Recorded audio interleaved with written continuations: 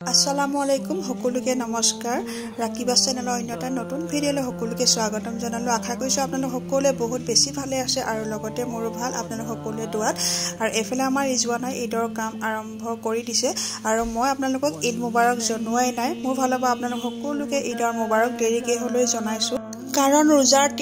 ৰোজা তিনটামান থাকোতে মোৰ মুখত মানে দাঁতত দুখ পাইছিলো আৰু হেতু কাৰণে মই একেবাৰে কথা পাতিবলৈ নোৱাৰা হৈ গৈছিল মুখখন ফুলি অৱস্থা বেয়া হৈ গৈছিল আৰু হেতু কাৰণে ভয়েস ওভাৰ কৰিবলৈ মানে অলপ প্ৰবলেম হৈছিল কথাই পাতিব নোৱাৰো যেতিয়া ভয়েস ওভাৰনো কেনেকৈ কৰিম হেতু কাৰণে মই ভিডিঅ' কিটা দিয়া পলম হৈছে আৰু এইফালে আমাৰ হুঞ্জনি প্ৰথমবাৰ খুচকাৰিছে কাৰণ আপোনালোকক দেখুৱাটো এইটোৱে উদ্দেশ্য যে হুঞ্জনি জন্ম হ'বৰ পৰা সকলোখিনি কথা আপোনালোকৰ আগত শ্বেয়াৰ কৰি গৈ আছো আৰু হুঞ্জনিয়ে প্ৰথমবাৰ খুচ কঢ়াটো কিয়নো আপোনালোকৰ আগত শ্বেয়াৰ নকৰিম সেই ভাবিয়ে মই আপোনালোকৰ আগত ভিডিঅ'টো অকমানকে হলো আগবঢ়ালো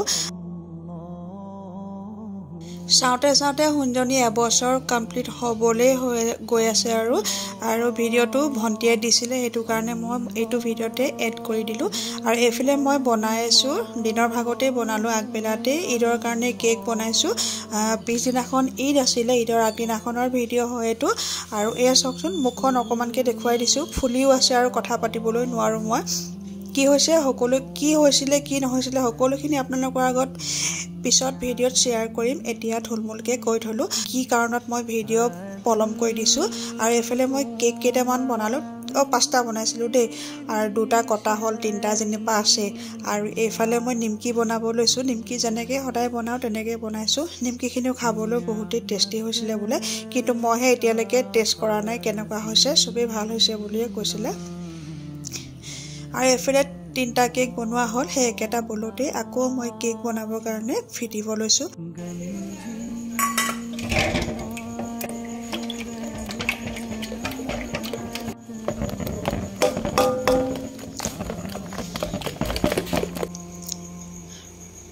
প্ৰথমতে আপোনালোকে দেখা পালে ৰিজৱানাৰ আগবেলাতে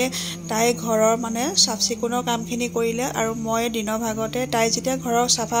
কামখিনি কৰিছে চাফচিকুণৰ কামখিনি কৰিছে মই হেতু কাৰণে মিঠাই বনাবলৈ লাগি গলো মিঠাই বেছি নাই বনোৱা কাৰণ মোৰ দাঁতটো বহুতে মুখখন বিষ হৈ আছিল হেতু কাৰণে কেক আৰু নিমকিয়ে বনালো ঈদ বুলি আৰু এয়া ঈদৰ দিনাখনৰ কাৰণে যি বস্তু লাগিব সকলোখিনি আনিলে আৰু মই এনেকৈ উলিয়াই মানে ৰেডি কৰি উলিয়াই আজৰি কৰিছো বস্তুবোৰ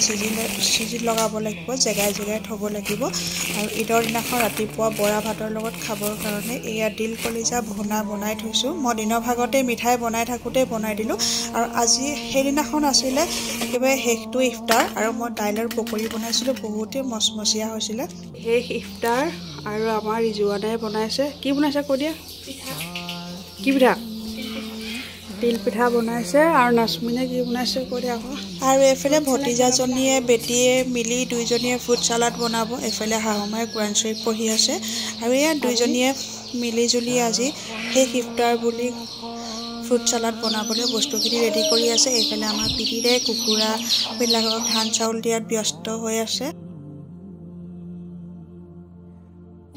আৰু এটা পাৰ্চেল আহি আছে দেখুৱাইছো আপোনালোকক অৰ্গেনিক মেহেন্দি কোৰবা অৰ্ডাৰ কৰিছিলে কি কথা সকলোখিনি মই গম নাপাওঁ পিছে পাৰ্চেলটো অহা পাছতহে মই আপোনালোকক দেখুৱাব পাৰিছো এইকেইটা অৰ্গেনিক মেহেন্দি হয়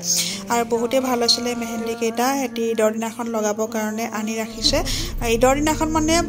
পিছদিনাখন ঈদে আছিলে আগদিনাখন লগাব আৰু গধূলি মই ইয়াক গৈ আছো ডক্টৰৰ ওচৰলৈ কাৰণ বহুত বেছি দাঁতটো বিষাই আছিলে সেইকাৰণে নাজিৰালৈ গৈ আছো প্ৰথমতে ডক্টৰৰ ওচৰত দেখাম তাৰ পাছতে অকণমান লগত ৰিজৱানাও গৈছে অলপমান আমাৰ বজাৰো থাকি গ'ল কৰিবলৈ হেতু কাৰণে আৰু আমাৰ ৰিজৱানাই থ্ৰেডিঙো কৰিবলৈ আছিলে মই পিছে নাজিৰা পৰা আহোঁতে থ্ৰেডিং কৰি আহিছিলোঁ আৰু ৰিজৱানাই প্ৰথমতে থ্ৰেডিং কৰিব তাৰ পাছতে তাৰ আগত মই ডক্টৰক দেখাই ললো তাৰ পাছত আহিছো এতিয়া থ্ৰেডিং কৰিবলৈ আৰু এইজনী মোৰ ভাই বোৱাৰী হয় দুই ভাইটিৰ ৱাইফ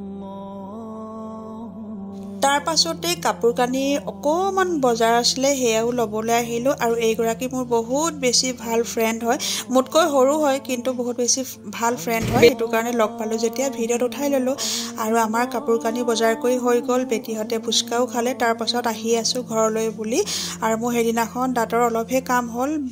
বাকীখিনি ঈদৰ পাছতহে কৰিম আৰু কি কৰিব লাগে। আৰু এইবাৰ আমাৰ গেলেকীখন ঈদ বুলি ইমান ধুনীয়াকৈ সজাইছে, বহুত বেছি ভাল লাগিলে চাই। কিন্তু মই ভিডিঅ'হে ভালকৈ বনাব নোৱাৰিলোঁ, মোৰ দাঁতৰ যিহে আজাব পালোঁ। আৰু এইফালে বেটীহঁতে মেহেন্দি অঁকাত ব্যস্ত। ৰাতি 11টা বজাত মেহেন্দি আঁকিছে দেই, বজাৰ হাট কৰি অহাৰ পাছত। তাৰপাছতে এয়া ৰাতি 12টা বজাত আমি গৈ আছোঁ ঈদৰ গেট চাবলৈ। মছজিদৰ আগত ইমান ধুনীয়াকৈ গেট দিছিলে। আজি ভিডিঅ'টো ইমানখিনি আছিলে, কেনেকুৱা লাগিলে কমেণ্টত জনাব।